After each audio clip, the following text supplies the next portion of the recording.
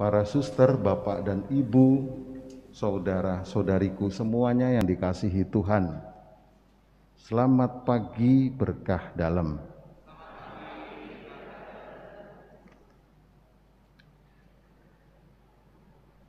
Tadi yang saya sampaikan dalam kata pengantar, mohon kita renungkan bersama, karena tujuan dari hidup manusia jangan dibelokkan, jangan diarahkan ke tempat lain, apalagi kita mencintai dan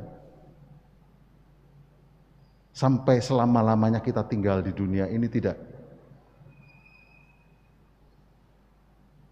Semoga dunia ini menjadi sesuatu sarana terbaik, dan memang sudah dibuat oleh Tuhan, ada sarananya yaitu dunia ini atau orang dilahirkan dan seterusnya.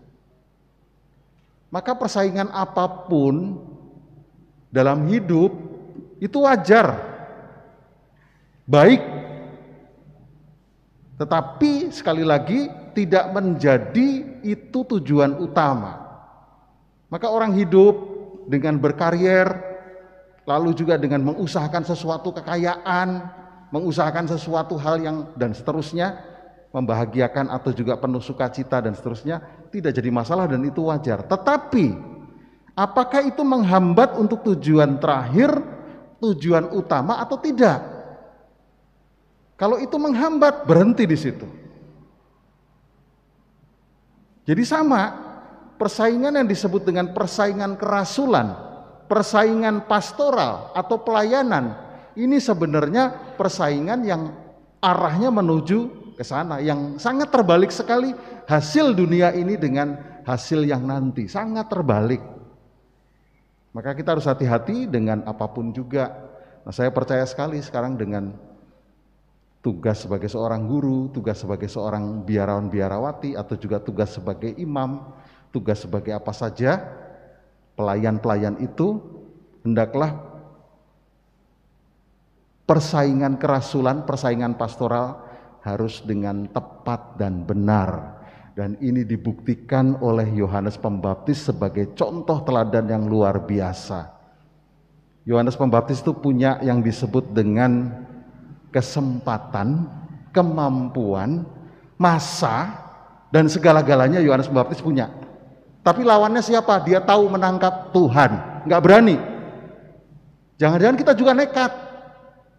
Kita tuh punya kemampuan, kita tuh punya kesempatan, apalagi kita punya segala-galanya, kekayaan dan seterusnya, atau status. Tapi kalau berani-berani melawan persaingannya dengan Tuhan, hancur. Nah, kita sering salah persaingan kalau untuk dunia ini dan tidak menghambat untuk persaingannya dengan Tuhan. Harusnya kita berani untuk itu. Sering terbalik, banyak orang yang berani bersaing dengan Tuhan, berani bersaing dengan rohani, berani bersaing dengan spiritual, atau berani bersaing dengan gereja yang arahnya ke sana. Di sini luar biasa Yohanes Pembaptis dengan pelayanannya, dengan kerendahan hatian, dia bisa mengubah sejarah. Tapi ini lawannya Tuhan, yang betul-betul dia bisa menangkap. Oh, Yohanes Pembaptis pengikutnya banyak sekali dan kemampuannya hebat, dan dia hidupnya juga seperti itu. Ada kesempatan, ada kemampuan yang luar biasa. Dia akan mengatakan, di sini yang luar biasa, aku tidak layak, aku bukan Mesias, aku tidak dinantikan. Aku membaptis dengan air, tapi dia dengan Roh Kudus. Kadang-kadang manusia nggak gitu. Ini sudah benar-benar dipengaruhi dengan yang disebut dengan keilahian dalam hidupnya. Karena yang dicari bukan persaingan sekali lagi untuk mendapatkan banyak orang, simpati banyak orang, termasyur, tersohor, apalagi kaya, apalagi dipuja dan dipuji. Nomor satu harus menjadi pelayan dari pelayan. Kalau mau bersaing dengan Tuhan gak akan bisa, tapi kalau mau bersaing dengan yang lain, jadilah pelayan dari pelayan. Nanti yang akan menjadi sampai, atau yang disebut dengan sesuai dengan spiritualitas ilahi, itu yang menjadi pelayan dari pelayan. Maka saya pernah sampaikan,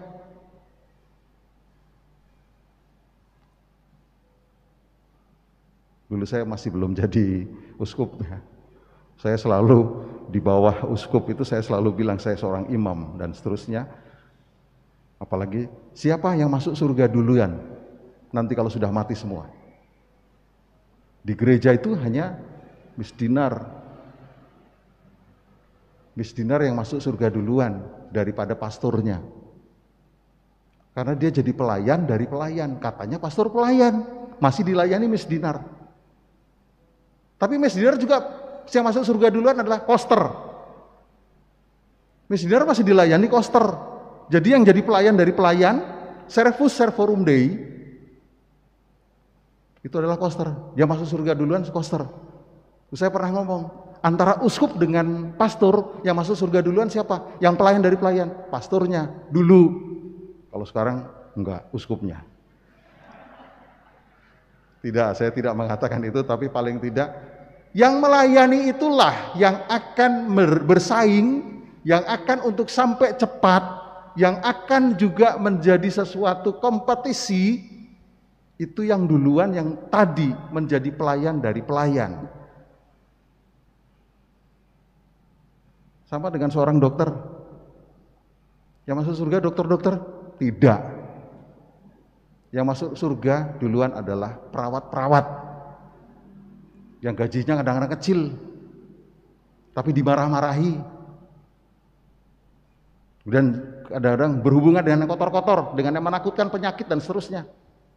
Dokter enak, dibayar, bahkan dimuliakan, dan seterusnya. Kalau pasiennya gagal dan sebagainya, tidak pernah ada kesalahan. Tapi kalau pasiennya sembuh, dia namanya tinggi sekali. Jadi sudah terbayar saat itu. Jadi pelayan dari pelayan. Kalau saya menyimpulkan untuk beberapa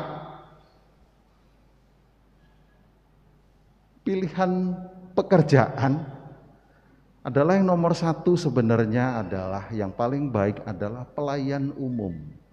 Dimanapun Anda bekerja, menjadi pelayankah bagi sesamanya dan demi kemuliaan Tuhan. Nomor satu pelayan umum. Terserah mau jadi apa, tapi kalau dia di baliknya itu melayani, bukan nyaingi, ngejar, bukan juga menjalankan, apalagi yang disebut banyak. Sekali orang bilang kalau korupsi soal uang, kecil. Kalau soal uang itu kecil. Itu kelas rendah. Tapi ketika korupsi adalah kebijakan, status, ini menakutkan sekali. Ada pelayan tapi tingkatannya sudah melebihi dari pimpinannya, atau keputusan-keputusan segala sesuatu sudah bisa memutuskan sendiri, padahal di bawahnya harusnya diputuskan oleh, ini korupsinya ngeri sekali. Jadi saya sampaikan di sini sebetulnya nomor satu adalah pelayan umum. Pelayan umum itu dimanapun kita bertugas, tapi kita melayani sesama. Itu yang betul-betul menjadi servus servorum Dei. Nomor dua, soal imam dan juga biarawan-biarawati. Dia ada di ranah sana, tapi itu nomor dua. Kalau nggak jadi pelayan, sama saja nggak usah.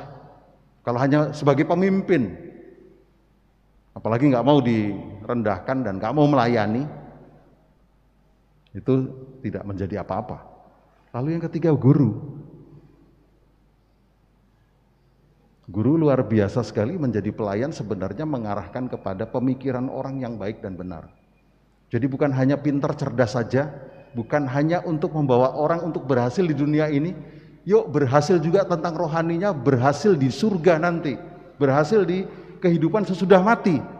Harusnya ngajar itu. Dokter juga sama. Menyembuhkan bukan menyembuhkan fisiknya saja, tapi menyembuhkan rohani. Menyembuhkan sesuatu yang luar biasa adalah mengenalkan Tuhan. Baru yang kelima, orang tua. Orang tua gampang sekali, tapi kalau sampai orang tua nggak punya ini sama sekali kepada anak-anak dan keluarganya, ini terlalu hancur. Ada hubungan darah saja menyakitkan, ada hubungan darah saja nggak bisa untuk melayani, ada hubungan darah saja nggak bisa untuk saling memberikan yang terbaik. Jadi tadi yang disebut dengan pelayan-pelayan ini, atau yang disebut juga dengan karier-karier ini bisa menjadi tingkatan malaikat kalau menjadi pelayan dari yang lain. Tapi akan menjadi bisa iblis yang jahat kalau kita sekali lagi melawan yang disebut dengan persaingannya dengan Tuhan. Maka kita syukuri sebenarnya tugas apapun yang kita dapat, kita bahagiakan, kita banggakan, tugas apapun kalau sebenarnya menjadi pelayan. Nah, disinilah Yohanes Pembaptis yang luar biasa sekali. Dia punya kesempatan, punya kemampuan dan seterusnya, tetapi dia tidak berani melawan persaingannya dengan Tuhan. Dengan yang ada urusannya dengan ilahi, ada urusannya dengan spiritual, ada urusannya dengan yang disebut dengan surga atau langit. Maka kita hidupi bersama-sama, entah para suster, entah para imam, entah itu juga para guru, dokter, orang apapun, tugas kita mulia, di mana kita sebetulnya menjadi pelayan dari yang lain. Selalu untuk kemuliaan Tuhan. Lebih baik merendahkan diri dan hati kita untuk orang lain menjadi besar dibandingkan kita mengejar, tapi kita nanti akan jatuhnya keras sekali dan menjauhkan kita dari Allah. Mari Bapak Ibu, para suster semua, kita bersama-sama saling melayani satu dengan yang lain. Jadilah semangat dan semboyan Bapak Paus kita, Servus Servorum Dei. Jadilah pelayan dari pelayan Tuhan. Amin.